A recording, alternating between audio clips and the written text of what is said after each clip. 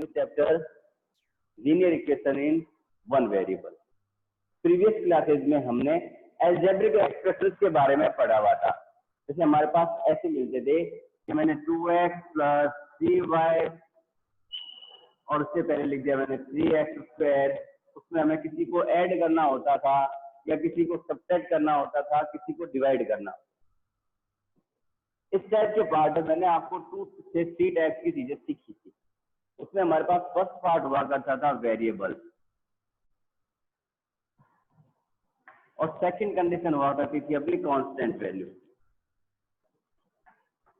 अब what is the major difference between variable and constant value? Constant value हमारे पास केवल इंटीजर्स वैल्यू हुआ करती थी, जो पॉजिटिव और नेगेटिव बोथ हो सकते हैं, 1 2 इनफाइनाइट तक।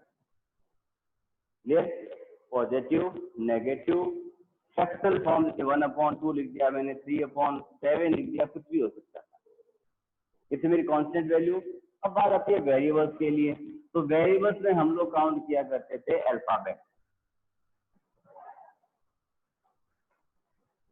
इट मीन्स A to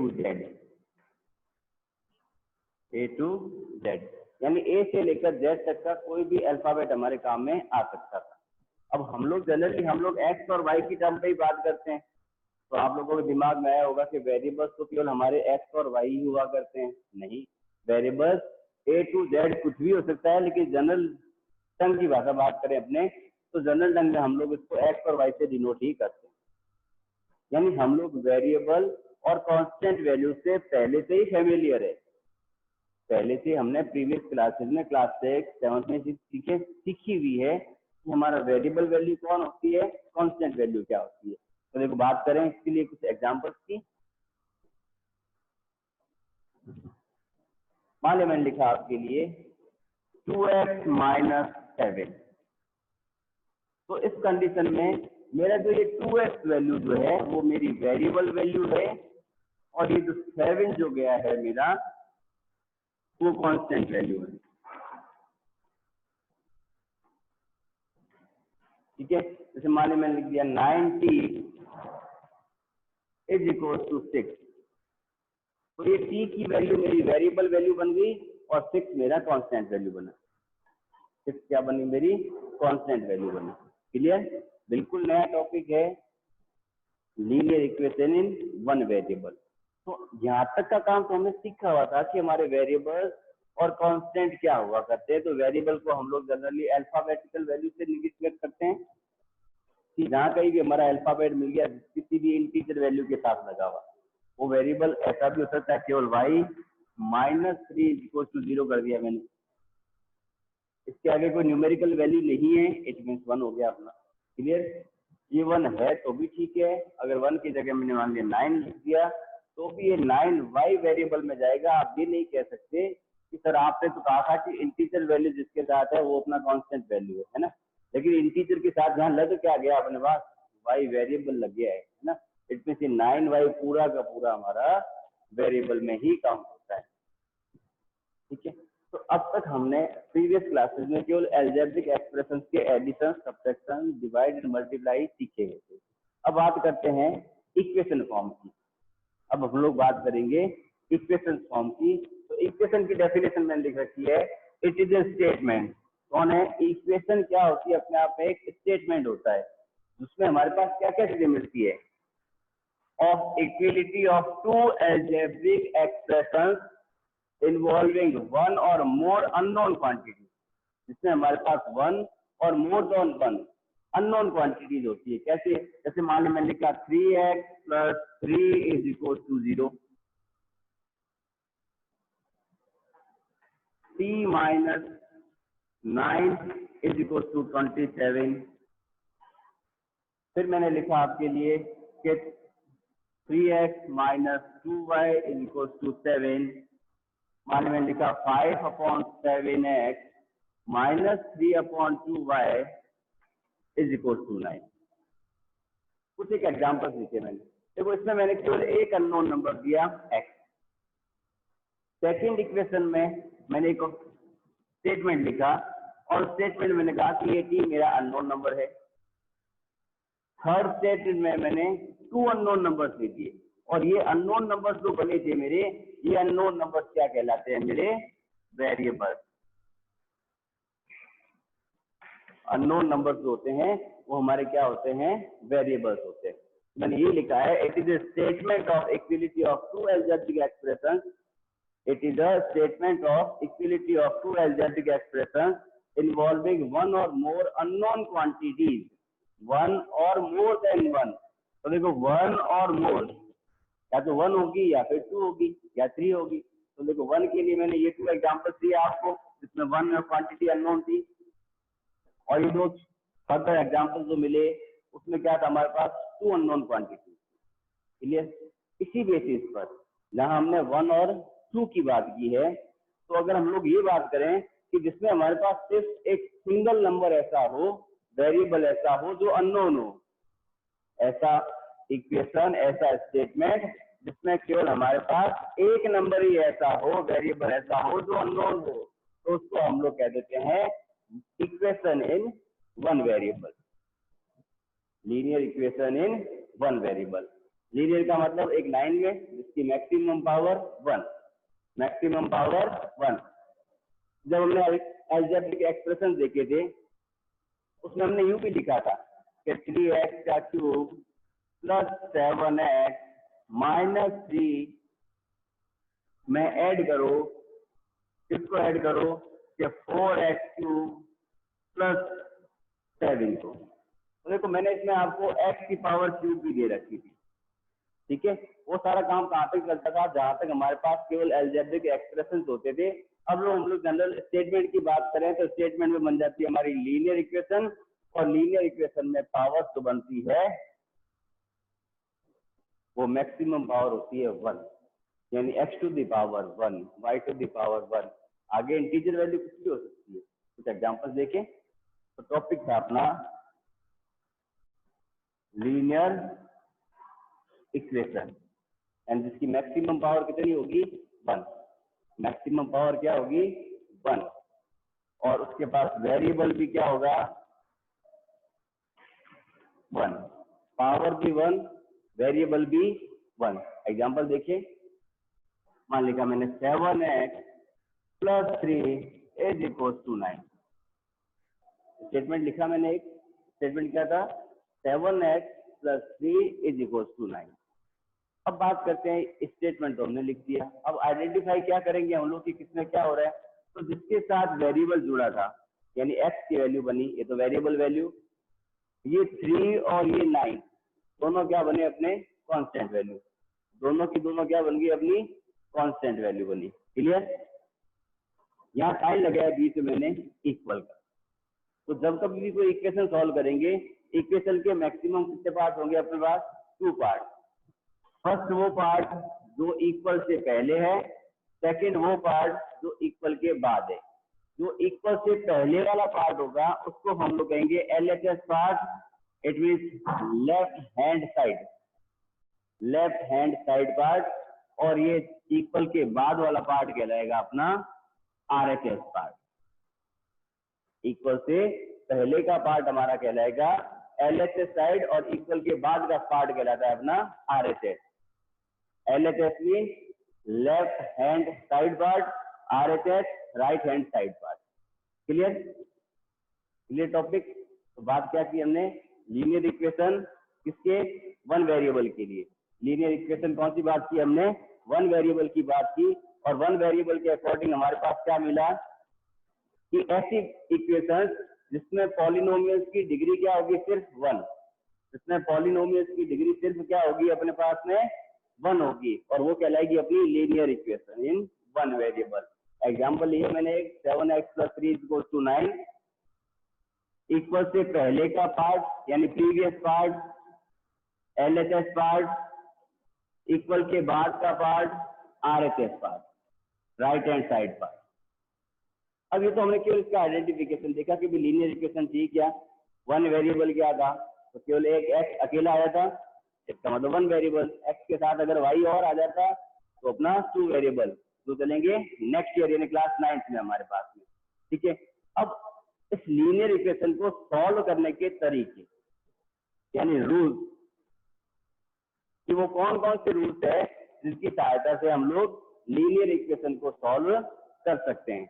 यहाँ हेडिंग डाली मैंने, रूल्स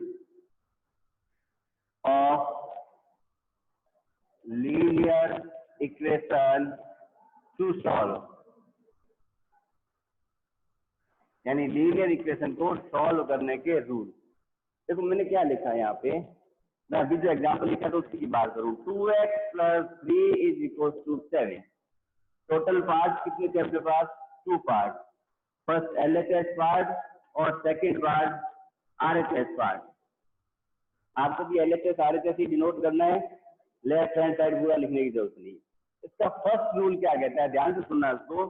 वो कहता है कि वेरिएबल वैल्यू को हमेशा LHS पार्ट में लेकर आना है। कहाँ लेके आना है? वेरिएबल वैल्यू आपकी हमेशा कहाँ होगी? LHS पार्ट में ही होगी। अगर वो गलती से बाई चांस RHS पार्ट में मिल जाती है, जैसे मान लो मैंने यूं लिखा 3y - 3 = 7y + 3। तो देखो इस क्वेश्चन में क्या है मेरे पास, ये y वेरिएबल था, सेकंड फिर y एक वेरिएबल था अपने पास। LHS RHS दोनों पार्ट में y वेरिएबल पड़ा है अपने पास, है ना। तो फर्स्ट रूल के अकॉर्डिंग क्या कहा था कि वेरिएबल वैल्यू को ट्रांसफर करके कहाँ लाना पड़ेगा हमें? LHS पार्ट में। यानी 7y को उठाऊंगा मैं और इस साइड लेके आऊंगा LHS पार्ट में। जब शिफ्टिंग करेंगे, कहाँ शिफ्ट करेंगे? इक्वल के आगे पीछे। कहाँ करेंगे? इक्वल के आगे पीछे। तो जैसे इक्वल से आगे या पीछे, लेफ्ट और राइट में सिस्टम को ट्रांसफर करेंगे तो उसको कहते हैं ट्रांसपोजिशन। क्या कहते हैं इसको? ट्रांसपोजिशन। और जब कभी ट्रांसपोजिशन कंप्लीट होगा, साइन 100% चेंज होगा। यानी पॉजिटिव साइन अगर होगा तो नेगेटिव में कन्वर्ट हो जाएगा, नेगेटिव होगा तो पॉजिटिव साइन में कन्वर्ट होगा। ठीक है। सिमिलरली ठीक वैसे ही, जैसे मान लिया आप किसी क्लास में बैठे हो, आप मान लीजिए 8th A के बच्चे हो, आप अपनी एक ही क्लासरूम में कभी आगे बेंच पे गए, कभी पीछे गए, रोटेशन हो रहा है आपका। क्या आपके पीछे लगा हुआ टैग बदला कभी कि आप लोग 8th A में से हटके 8th B में चले गए? ऐसा कभी हुआ? नहीं हुआ। ऐसा कभी भी नहीं होता, क्योंकि आप अपने एक पर्टिकुलर रूम के अंदर ही क्या हो रहे हो? रोटेट हो रहे हो। ठीक है। रोटेशन आपका एक पर्टिकुलर रूम में चल रहा है। मान लिया मैंने आपने कोई काम अच्छे ढंग से काम नहीं किया, मैंने आपको यहाँ से उठाया, पास वाली क्लास में ले जाके बैठा दिया, रूम चेंज हो गया। रूम चेंज होते आपका टैग बदल गया। मान लिया अगर आपके पास 8th B वाला सेक्शन था तो आपका नाम किसमें चला गया? 8th B में। अगर वो रूम 8th C वाला था तो आप 8th C में चले गए। क्लियर हुआ? यानी टैग बदला। टैग कब बदला? जब आपने रूम बदला। तो यहाँ भी साइन कब बदलेगा? जब मैं आपको लेफ्ट से राइट में या राइट से लेफ्ट में, यानी इक्वल के लेफ्ट में या इक्वल के राइट में लेके जाऊंगा। केवल साइन उसी कंडीशन में बदलेगा जब आपको लेफ्ट से राइट यानी इक्वल के लेफ्ट राइट ट्रांजिशन किया जा रहा है। आपका ट्रांसपोजिशन जो है वो इक्वल के लेफ्ट राइट में अगर हो रहा है, इट मीन्स आपके साइन चेंज होंगे 100% positive to negative, negative to positive. अगर मैं आपको ये कहता हूँ कि आप एक ही लाइन में बैठे हो और आप आगे पीछे हो गए, आपकी साइन बदलेंगे क्या? नहीं बदला ना, आपने रूम तो चेंज किया ही नहीं। जब तक आपने रूम चेंज नहीं किया आपका साइन कोई चेंज नहीं हो रहा है। क्लियर? चलो, इसने कहा कि अगर वेरिएबल जो थे आगे पीछे कहीं बढ़े हैं तो फर्स्ट रूल कहता है हमारा कि सारे वेरिएबल वैल्यू को उठा के LHS पार्ट में ले लिया। तो इस क्वेश्चन में पहले से मेरा LHS पार्ट में था। ठीक है, तो अब इसी की बात करते हैं। सेकंड कहता है कि अब कांस्टेंट वैल्यू की बात करते हैं। तो देखो 2x के पास में कौन पड़ा था? प्लस का 3। अब मुझे इसको हटाना है यहाँ से। तो जब इक्वल में से इक्वल लेस करेंगे तभी 0 बचेगा वहां, है ना। तो उस समय हम क्या करते हैं? Add equal to both side, यानी इस कंडीशन में हम क्या करेंगे? दोनों साइड में इक्वल को क्या कर देंगे? ऐड कर देंगे और subtract equal to both side, या फिर दोनों साइड में क्या कर देंगे? सब्ट्रैक्ट कर देंगे। अब कंडीशन पे डिपेंड करता है कि क्वेश्चन हमारा किस टाइप का है।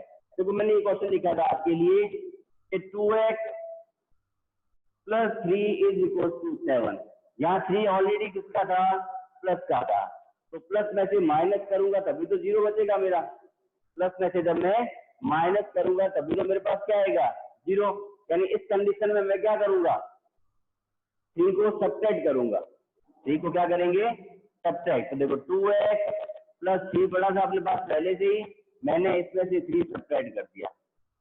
तो मैंने क्या लिखा था, वो साइड लिखा था ना, इट मीन्स LHS RHS दोनों साइड में मुझे क्या करना पड़ेगा, उसको सब्ट्रैक्ट करना पड़ेगा। स्टेप बाय स्टेप आगे बढ़ेंगे, जहां स्टेप समझ नहीं आए वहां मेरे से बात करना।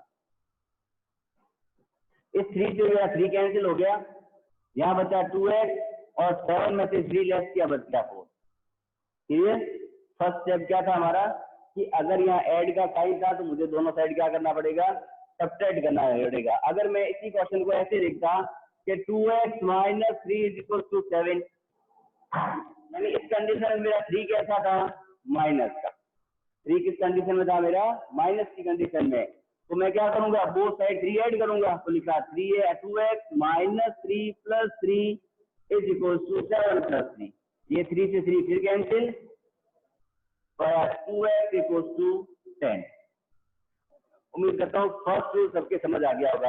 अगर यहाँ तक समझ है तो प्लीज रेज योर हैंड फटाफट। यहाँ तक अगर समझ आ गया तो रेज योर हैंड। ओके, बड़े सेकंड नंबर रूल की तरफ आ जाएंगे। सेकंड नंबर नहीं, रूल नंबर 3 होगा अपना, क्योंकि मैंने एक साथ में आपको 2 रूल्स बता दिए हैं। ठीक है, फर्स्ट ऐड करने का और दूसरा सब्ट्रैक्ट करने का। ठीक है, चलिए ओके आगे बढ़ते हैं। देखो नेक्स्ट रूल आता है मल्टीप्लाई और डिवाइड का। नेक्स्ट रूल क्या कहते हैं अपना, मल्टीप्लाई और डिवाइड। या तो हम लोग मल्टीप्लाई करेंगे या फिर हम लोग क्या करेंगे, डिवाइड करेंगे। अब कब करेंगे, कैसे करेंगे, देखते। देखो मैंने एक क्वेश्चन लिखा कि 2x इज इक्वल टू 14। अकेला वेरिएबल बैठा है, अकेली सिंगल वैल्यू किसकी है, वेरिएबल की। और आर के साइड में हमारे पास क्या है, कांस्टेंट वैल्यू। ठीक है, अब मैं क्या करूं कि मेरे पास x की वैल्यू मिल जाए। तो देखो यहां मैं देखूं तो वेरिएबल के पास मेरा 2 ऑलरेडी से मल्टीप्लाई कर रहा है। 2 जो है x से ऑलरेडी क्या कर रहा है, मल्टीप्लाई कर रहा है। क्लियर है। तो मैं अगर इस 2x को 2 से डिवाइड कर दूं तो 14 भी 2 से क्या हो जाएगा मेरा, डिवाइड। यानी मेरे को यहाँ से 2 इसके मल्टीप्लाई से हटाना है तो डिवाइड करना पड़ेगा। और अगर वो ऑलरेडी डिवाइड में है इट मीन मुझे मल्टीप्लाई में कन्वर्ट करना पड़ेगा। बात समझ रहे हो कि अगर मेरे पास वेरिएबल जो है उसके पास में मल्टीप्लाई में वैल्यू दे रखी है, उसको वहां से मुझे अगर रिमूव करना है तो नो डाउट मुझे उसको डिवाइड करना पड़ेगा। अगर वो डिवाइड में दे रखा है इट मीन हमें नो डाउट उसको क्या करना पड़ेगा, मल्टीप्लाई करना पड़ेगा। क्लियर। कैसे, देखो यहाँ x और 2 आपस में क्या कर रहे थे, मल्टीप्लाई। मैं इसको ऐसे भी लिख सकता हूँ ना कि 2 मल्टीप्लाई बाय x, 2 को x से मल्टीप्लाई करके मेरा 2x बनेगा। ठीक है, तो यहाँ मल्टीप्लाई में था तो मैंने नीचे डिवाइड में लगा दिया। सेकंड एग्जांपल लूँ, मान लिया मैं एक और, मैंने इसलिए यहाँ लिखा आपके लिए कि x/3 इज इक्वल टू 16। तो यहाँ x के डिवाइड में 3 दे रखा है मैंने, यहाँ x के मल्टीप्लाई में 2 था और यहाँ x के डिवाइड में क्या है, 3 दे रखा है। ठीक है, तो जब मल्टीप्लाई में था तो मैंने क्या किया, डिवाइड किया। अब जब डिवाइड में है तो हम क्या करेंगे इसको कि मल्टीप्लाई। तो देखो x/3 multiply by 3 is equal to 16/3। आई बात समझ में। फर्स्ट केस में क्या था मेरे पास, मल्टीप्लाई में था, 2 के मल्टीप्लाई है x, तो मैंने डिवाइड में 2 लगाया बोथ साइड में। सेकंड कंडीशन क्या देखी मैंने कि मेरे को 3 कहाँ मिला, डिवाइड के साइन में मिला। जब 3 मुझे कहाँ मिला, डिवाइड में मिला, तो मैंने 3 कहाँ लगाया, मल्टीप्लाई में। अब देखो 2 1 जा 2, 2 1 जा 2 कैंसिल हो गया, ये 2 1 जा 2 और ये 7 2 जा 14। It mean x equal to कितना मिला, 7। मैंने सिंपलेस्ट में कन्वर्ट किया। यहाँ देखो 3 से मेरा 3 कैंसिल हुआ, देन x 16 3 जा 48। क्लियर है बात, यहाँ पे बात क्लियर है तो प्लीज रेज योर हैंड।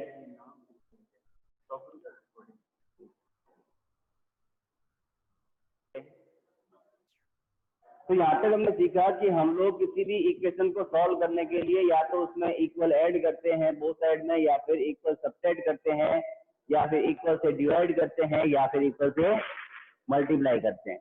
लेकिन एक बात सबसे बड़ी प्रॉब्लम आती है कि जब हमने वैसे इक्वल में इक्वल ऐड करना, इक्वल में इक्वल डिवाइड करना, ऐसा प्रोसेस अपनाते हैं, उस समय हमें बहुत ज्यादा टाइम लगता है किसी भी इक्वेशन को सॉल्व करने के लिए।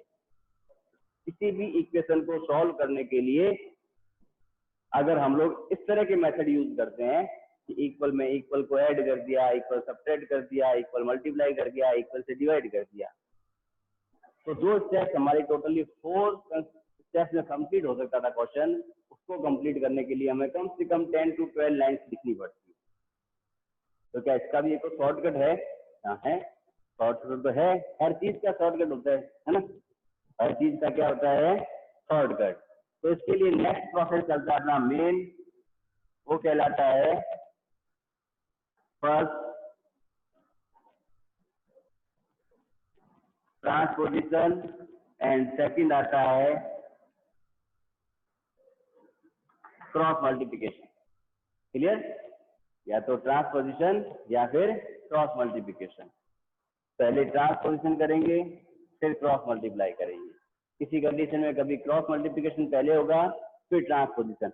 यानी मेनली ये 2 कंडीशन ऐसी होगी जिनको हम लोग फॉलो करेंगे। चलो एक एग्जांपल लेते हैं। मैंने लिखा 2x + 7 = 9। क्लियर? मैंने फर्स्ट टूल में क्या बताया आपको कि यहाँ मुझे 7 मिला प्लस का, तो मुझे क्या करना पड़ेगा? 7 सब्ट्रैक्ट करना पड़ेगा, है ना। तो दोनों साइड करूंगा तो स्टेप्स कितने लगे मेरे को? 2 या 3 स्टेप्स एक्स्ट्रा लगे ना। अब इसी को शॉर्ट में करें तो शॉर्ट का प्रोसेस क्या था? ट्रांसपोजिशन। क्या था प्रोसेस अपने पास में? ट्रांसपोजिशन। ट्रांसपोजिशन का मतलब LHS से उठाना है, RHS में ले जाना है, या RHS से उठा के LHS में लेके आना है। ठीक है? और एक एग्जांपल दिया था, जब कभी इक्वल के आगे पीछे यानी लेफ्ट पार्ट से राइट पार्ट में, राइट टू लेफ्ट जाएंगे, यानी जब मूवमेंट चेंज करेंगे अपनी पोजीशन, क्लासरूम की तरह एग्जांपल याद रखना उसी का, कि जब आप एक क्लास से दूसरे क्लास में जाओगे तभी सेक्शन बदलेगा, अपने क्लास में कोई सेक्शन बदलने वाला नहीं है। ठीक है? उसी के लिए मान लीजिए प्लस का 7 था, मैंने इसको उठाया और इसका कर दिया क्या कर दिया मैंने? इसका ट्रांसफर कर दिया। तो इसको क्या बोला मैंने? ट्रांसपोजिशन। फर्स्ट रूल क्या था कि वेरिएबल वैल्यू हमेशा कहाँ रहती है? हमारे LHS पार्ट में। तो देखो 2x तो अपनी जगह फिक्स रह गया, यहाँ से 7 उठा, पीछे गया, कहाँ गया है वो? पीछे गया है। तो पीछे किसके गया है? 9 के पीछे, है ना। हम लोग जब क्लास में सुबह स्कूल में एंटर होते हैं ना, तो जिसकी सीट आगे जो बच्चा पहले आ चुका है वो बच्चा पहले ही बैठेगा। आप अगर लेट आए हो तो आपको नो डाउट सीट कहाँ मिलेगी? पीछे। वो कंडीशन अलग है कि आपकी सीट फिक्स हो रखी है क्लासरूम में। क्लासरूम में आपकी सीट फिक्स है वो बात अलग है, अदरवाइज आपको जगह कहाँ मिलती है? पीछे लास्ट फ्लोर में मिलती है। बाद में आगे पीछे हो जाते हैं वो बाद मैटर अलग है। रियलिटी में क्या होता है? जो पहले से बैठा है वो पहले रहेगा, बाद में आने वाला उसके बाद में लगते जाएंगे, ऐसे है ना। तो 9 तो ऑलरेडी इक्वल के बाद था अपने पास, हमने 7 को पॉजिटिव साइन को ट्रांसफर किया, किसमें बदल गया? वो अपने नेगेटिव साइन में। तो देखो 2x का 2x, 9 में से 7 लेस किया, बचा 2। मैंने क्या कहा? जब ट्रांसपोजिशन होगा तो क्रॉस मल्टीप्लिकेशन भी होगा ही होगा, या डिवाइड भी होगा, मल्टीप्लाई कुछ भी हो सकता है। अब देखो यहाँ x के मल्टीप्लाई में 2 है, देखो यहाँ x के मल्टीप्लाई में कौन है अपने पास में? 2 है। तो मुझे 2 को यहाँ से रिमूव करने के लिए या तो मैं 2 दोनों साइड लगा के डिवाइड करूँ, तो फिर प्रोसेस लंबा हो जाएगा अपना, है ना। तो उसको शॉर्ट करने के लिए मैंने क्या किया?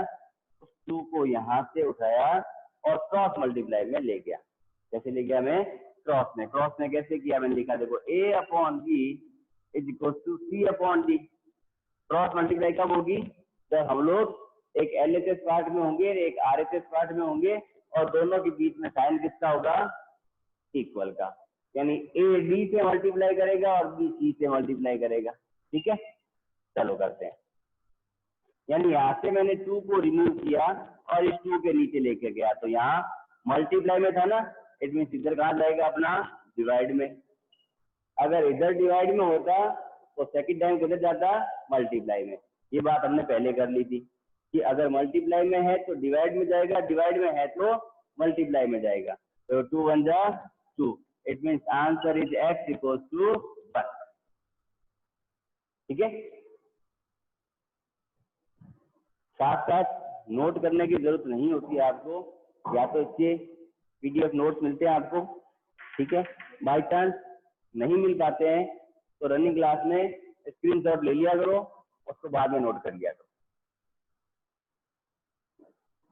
चलो एक एग्जांपल और लेते हैं इसी चीज का। मान लिया मैंने लिखा 8x is equal to 20 plus 3x।